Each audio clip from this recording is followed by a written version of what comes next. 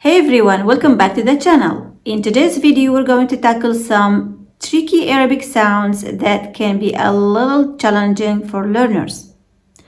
If you're just starting to learn Arabic, these sounds might feel a bit different, but don't worry, I'll break it down for you, and with a little practice, you'll be saying them like a pro in no time. Alright, so the three sounds we're going to focus on today are GHAIN, AIN, and al-Qaf. Let's go over each one step by step. First up, let's look at GHAIN. This sound doesn't have a direct equivalent in English, so it might be tricky at first. It's similar to the R sound in French. To pronounce R, try to make a sound from deep in your throat, almost like a gargling. Let's practice. Here's a word with R, like غالي. We use غالي when we describe something expensive or even to talk about a person if you want to say they're valuable or special. غالي غا. When you say the غا, try to stretch the sound a bit. Imagine it like you're pulling the sound up from your throat. It's like you're giving it a little extra length as you open your mouth.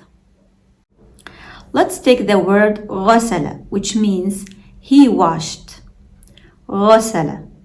Speaking of breaking down the word غسل, I'll save that for another video where we'll dive deeper into Arabic short vowels.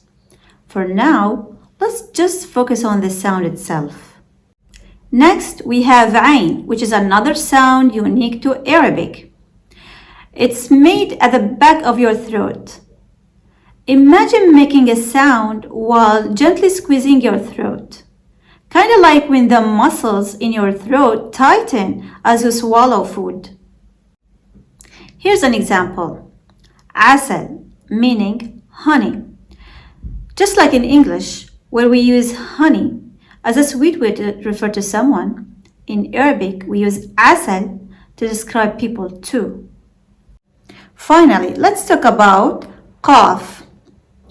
This one might remind you of the K sound in English, but it's much deeper in your throat. It's made by pressing the back of your tongue against the soft part of the roof of your mouth. Qa. Here's a word. قمر, قمر, meaning moon. So there you go. Now you know how to pronounce GHAIN, AIN, and Qaf. Keep practicing these sounds and trust me, you'll start hearing them in everyday Arabic and you will be using them like a native speaker in no time. If this video helped you out, don't forget to give it a thumbs up and subscribe for more videos on learning Arabic. And if you're struggling with any other words or sounds, let me know in the comments. I'd love to help out. Thanks for watching and I'll see you on the next one. Happy learning!